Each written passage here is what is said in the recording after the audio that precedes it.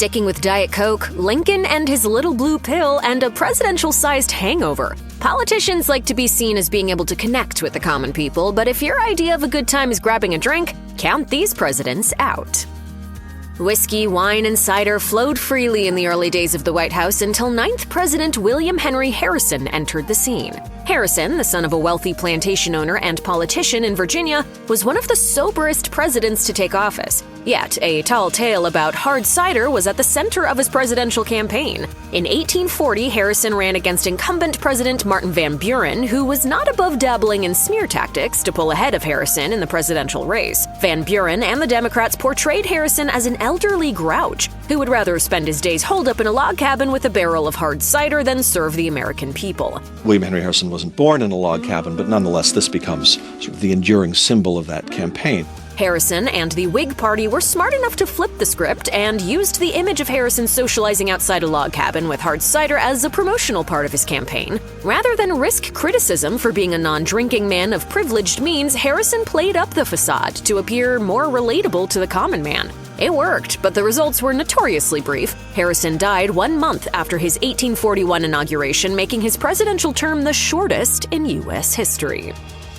President James K. Polk was one of the first presidents to be remarkably unexcited about drinking. Polk, the 11th president, came from a conservative Southern family and was perhaps the most sullen man to ever rock a mullet hairstyle. Polk was the ultimate wallflower who didn't bother with friends or any interests outside of politics. His wife Sarah was a devout Presbyterian who banned card games, liquor, dancing, and music from White House receptions. President Polk was awkward in social situations and known to look to Sarah as an advisor, so he went along with it. On rare occasions, he imbibed modest amounts of wine, which was served during formal White House dinners. Professional rival Sam Houston once called Polk, quote, a victim of the use of water as a beverage. This may have been true. Months after leaving office, Polk contracted cholera and died at age 53.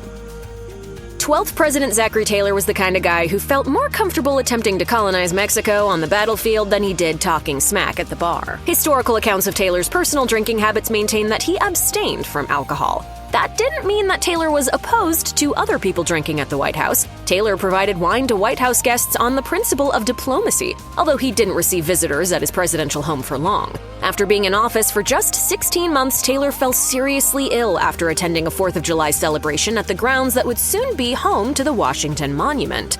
In typical alcohol-free fashion, Taylor spent the sweltering holiday afternoon gorging on cherries and iced milk, which doctors pinpointed as the culprit of Taylor's severe gastroenteritis. He died days later on July 9, 1850. In the wake of President Zachary Taylor's sudden death in July 1850, Taylor's vice president Millard Fillmore took office. Fillmore, like his predecessor, wasn't a drinker. According to Robert J. Rayback's Millard Fillmore biography of a presidential visit to London in 1855 was the only time Fillmore tried alcohol. On a tour of the city's wine houses, Fillmore recalled being, quote, slightly fuddled by merely moistening his lips with such a variety of liquids. Fillmore assumed the presidency at a time when the temperance movement was a widespread concept. Abstaining from, or at least moderating, the consumption of intoxicating spirits was initially promoted by church organizations with roots in New York, and Fillmore came of age upstate. In 1842, Fillmore signed the Congressional Temperance Society's constitution, which pledged, the object of this society shall be by example and by kind moral influence to discountenance the use of ardent spirit and the traffic in it throughout the community.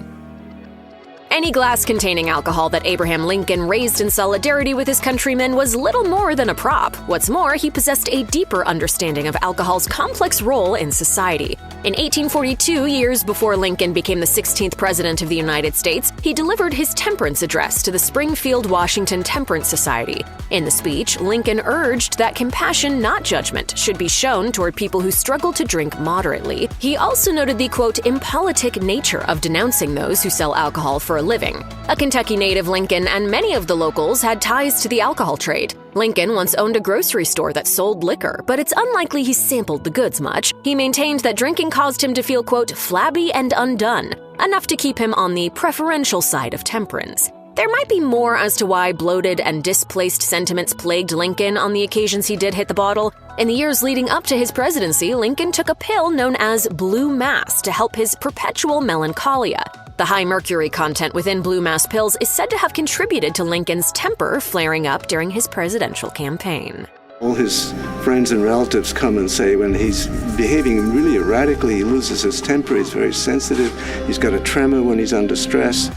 Union Army soldier turned 19th President Rutherford Hayes was moderate in his political beliefs and his alcohol intake. Between his highly disputed victory in the 1876 election and his wife's hardcore support of the Women's Christian Temperance Union, Hayes was inclined to do some people-pleasing. Hayes, who was known to have the occasional beer or partake in military celebrations where drinking went down, decided to serve wine at the first official state dinner. The temperance advocates caught wind of it, and the new presidential couple felt the pressure. Lucy Hayes was a hardcore supporter of the Women's Christian Temperance Union, and the president, who was focused on post-war reform, wasn't trying to deal with unnecessary infighting. Thus, the couple agreed that the White House would be dry for the rest of the president's term.